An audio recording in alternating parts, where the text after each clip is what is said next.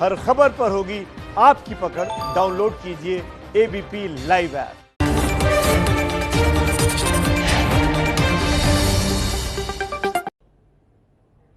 नमस्कार, master stroke में आपका स्वागत है। मैं हूं आपके साथ अनुराग मुस्कान।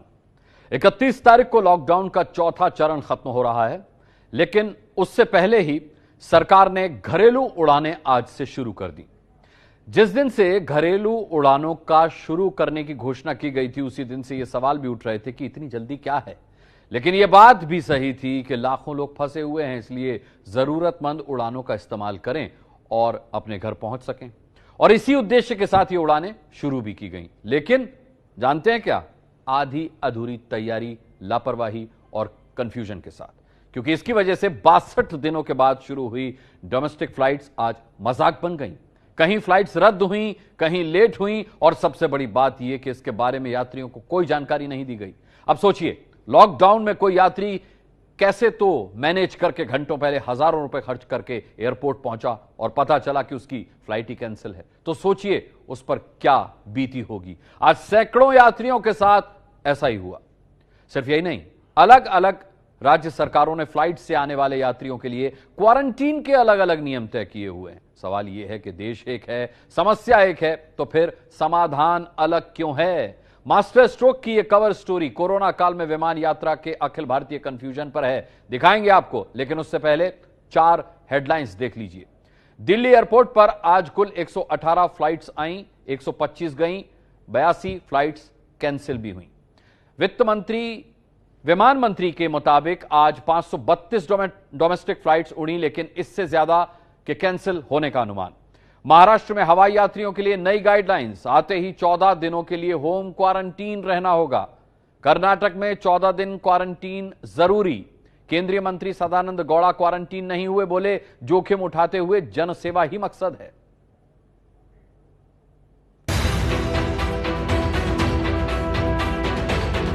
कोलकाता की सारी फ्लाइट कैंसिल हो गई है। हाँ, आपको पता चला था? हमको रास्ते में पता चला था। रास्ता में इंफॉर्मेशन आया था? कोई नहीं आया था। ये एहतियात तो बहुत जरूरी है। खैर, जिस तरीके से चल रहा है कोविड-19, लेकिन थोड़ा इंतजाम ठीक नहीं है यहाँ। 1.5 घंटा हो गया। घंटे से आप टैक्सी का इंतजार कर रहे हैं, क्या बता रहे हैं? ऑटो कोई जा नहीं रहे हैं, ऑटो मिल नहीं रहा है, और टैक्सी तो मैं वेट कर रहा हूँ, सबसे किसी से लिफ्ट मांग रहा हूँ, किसी से कुछ कर रहा हूँ। कहीं फ्लाइट कैंसिल,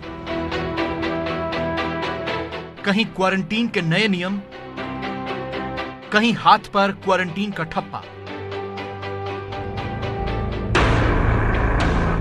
62 दिनों के बाद जब आज घरेलू उड़ानें शुरू हुई, तो सिर्फ कंफ्यूजन ही कंफ्यूजन नजर आया।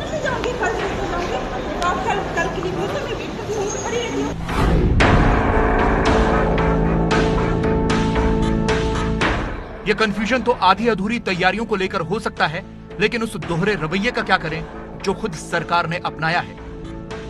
इन 2 तस्वीरों को आप विरोधाभासी कह सकते हैं। पैसेंजर को फ्लाइट में बिठाने से पहले उनसे बाकायदा सोशल डिस्टेंसिंग के पालन को कहा गया।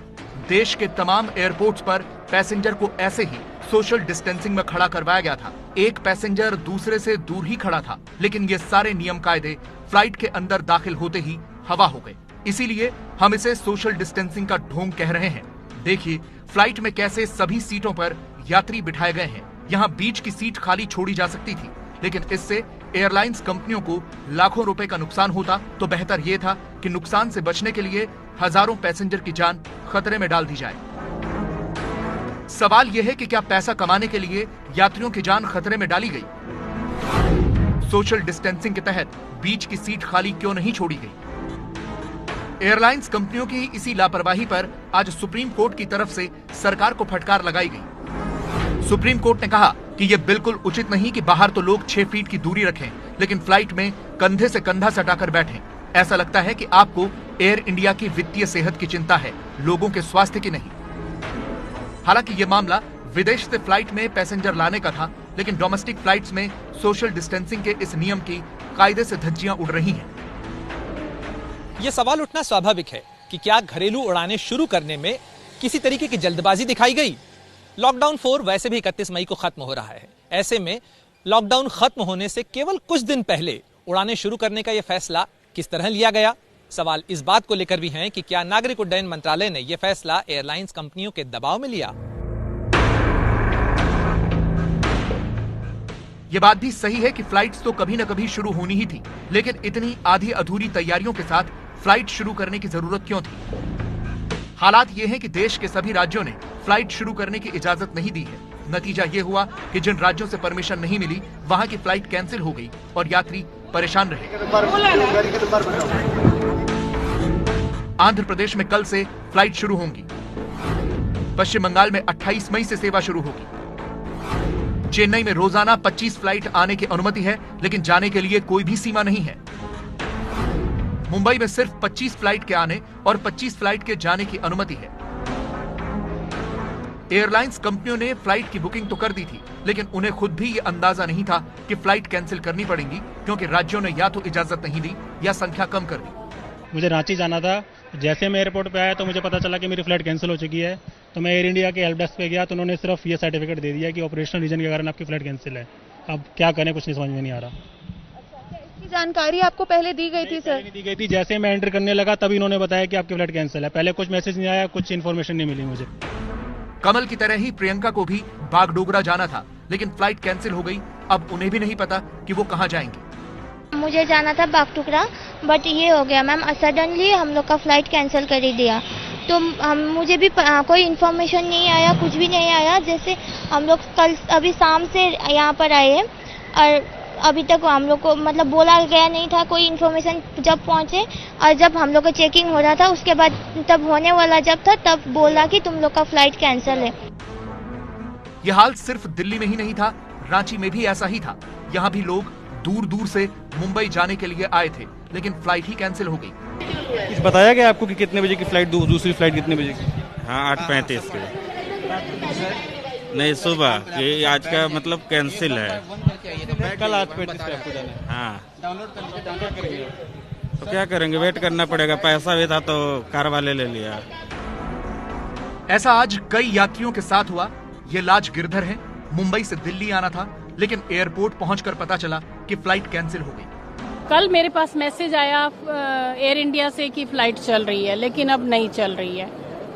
अगर मुझे पहले ही बता दिया जाता, मैं पूरी रात में टैक्सी, ऑटो कुछ भी मिल जाए ट्राई करती रही, मुझे नहीं मिला। फाइनली मेरे नेबर मुझे छोड़ने आए हैं। मुंबई में एक समस्या ये भी थी कि जो लोग दूसरे शहरों से आ रहे थे, उन्हें एयरपोर्ट से बाहर ले जाने के लिए कोई इंतजाम नहीं था।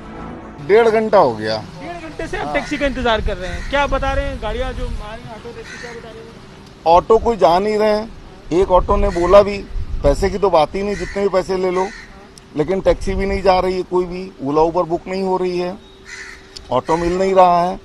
और टैक्सी तो मैं वेट कर रहा हूँ, सबसे किसी से लिफ्ट मांग रहा हूँ, किसी से कुछ कर रहा हूँ।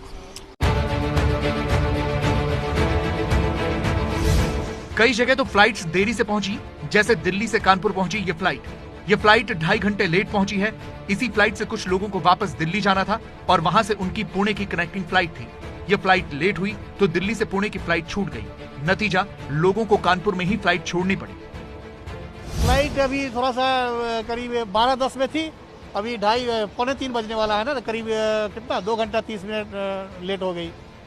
उसके बाद भी हम लोग का यह है कि करीब 38 पैसेंजर लेके आई है और 37 लेके जाएगी। यही है आज का यही है। सर कुछ पैसेंजर्स जो है वो वापस गए क्योंकि उनकी कनेक्टिंग फ्लाइट जो थी दिल्ली से पुणे के लिए थी, तो उनकी फ्लाइट लेट होने की वजह से फ्लाइट डिले हुई है और वो वापस गए। तो उसको लेकर क्या? उसको लेके तो हम लोग क्या कुछ नहीं कर सकते ना उसमें। वो क्योंकि उधर का शेड्यूल फ्लाइट था, इधर का लेट हो गया तो डिस्कनेक्ट तो हो ही गए। वो उनका डिसीजन है, वो खुद पैसेंजर का डिसीजन है। लोगों की कई तरह की समस्याएं हैं, जैसे ये भोपाल एयरपोर्ट, यहाँ धूप में ही घंटों खड़े करवाकर टेम्परेचर लिया जा रहा है। अब लोगों को डर है कि अगर धूप की वजह से शरीर का तापमान ज्यादा आया तो उन्हें वापस लौटा दिया जाएगा। उन्होंने यहाँ धूप में खड़ा किया हुआ है, टेम्परेचर अभी चेक करेंगे। अगर किसी का ज़रा सा भी ऊपर हुआ तो उसको तो घर जाना पड़ेगा वापस। तो कम से कम अंदर एक लाउंज में कर देते, वहाँ एयर कंडीशन है। टेम्परेचर अभी गर्मी से जाओगे आप ठंडे में जाओगे, आपकी तबीयत खराब हो जाएगी। थोड़ा सा सोचना चाहिए। लेकिन सबसे बड़ा कंफ्यूजन था राज्यों के क्वारंटीन नियमों पर। देश एक है, देश के नागरिक उड्डयन मंत्री भी एक हैं, कोरोना का प्रभाव भी एक जैसा ही है, लेकिन इसके बावजूद अलग अलग राज्यों ने क्वारंटीन के अलग अलग नियम तय किए हुए हैं। जैसे उत्तर प्रदेश में पहले 7 दिन सेंटर और फिर 7 दिन घर पर रहना होगा। दिल्ली में क्वारंटीन सेंटर में रहना अभी जरूरी नहीं है। पंजाब में 14 दिन होम क्वारंटीन रहना जरूरी है। महाराष्ट्र में भी 14 दिन होम क्वारंटीन जरूरी है। गुजरात में यात्रियों से क्वारंटीन की अपील की जाएगी। राजस्थान में बुजुर्ग 14 दिन तो बाकी के लिए अभी निर्देश नहीं है। कर्नाटक में पहले 7 दिन सेंटर और फिर 7 दिन घर पर रहना होगा। खास बात यह है कि कर्नाटक ने सिर्फ 6 राज्यों के लिए ही ये नियम बनाया है।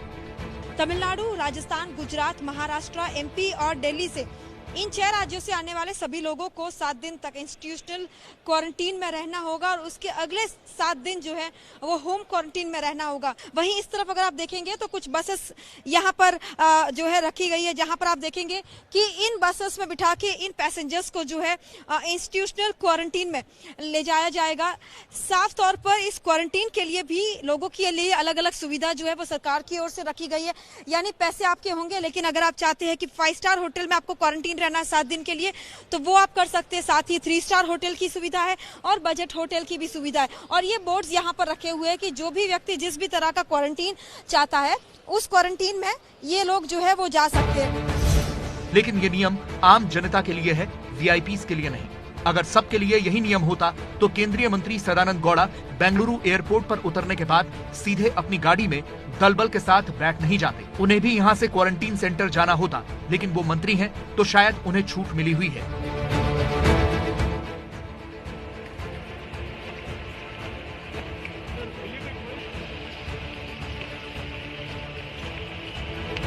कर्नाटक में जिन राज्यों के लिए इंस्टीट्यूशनल क्वारंटीन का नियम बनाया गया है उनमें राजस्थान भी है। राजस्थान के पैसेंजर को बेंगलुरु जाना है, लेकिन उन्हें अभी तक इस नियम के बारे में कोई जानकारी नहीं है। और अगर उन्होंने अपने लेवल पे किया तो फिर आपको 14 डेज बंद रहना पड़ेगा। तो वो बोल रहे कि 14 डेज का पे भी हम करना वहाँ पे जाने के बाद। घर पे नहीं, बाहर होटल में अगर रुका है तो हम ही पे करना, वो भी। तो आप तैयार हैं दोनों चीजों के लिए? अब जाना पड़ेगा, नहीं तो और कितने टाइम तक बैठेंगे ऐसे ही, क्योंकि वहाँ पे छोटे बच्चे, 2 बीवी बच्चे अकेले हैं उसके लिए। आज दिन भर राज्य सरकारों के बीच ऐसा ही कंफ्यूजन फैला रहा। पटना में पहले एयरपोर्ट पर उतरने वाले लोगों के हाथों पर होम क्वारंटीन का ठप्पा लगाया गया, लेकिन विवाद होने पर यह स्टैंप लगनी बंद हो गई। सुबह में एक आ गया था कि लोगों के हाथ पे क्वारंटीन का मुहर मारा जा रहा था। हाँ। ये कहाँ से गलतफहमी हो गई? देखिए, बिहार सरकार ने ऐसा कोई निर्णय नहीं लिया था और बाहर से आने वाले यात्रियों के लिए सुबह में कोई कंफ्यूजन हुआ। हमारी प्रत्यय अमृत साहब से बात हुई और सिविल सर्जन साहब ने ये शुरू करवा दिया था, लेकिन डिस्ट्रिक्ट मजिस्ट्रेट पटना ने इसको ठीक कर दिया और अब किसी यात्री को वो परेशानी नहीं। सवाल यह है कि जब इतना कंफ्यूजन था तो उड़ानों के संचालन को अभी 2-4 दिन और बंद रखा जा सकता था। पूरी तैयारी के साथ संचालन क्यों नहीं किया गया?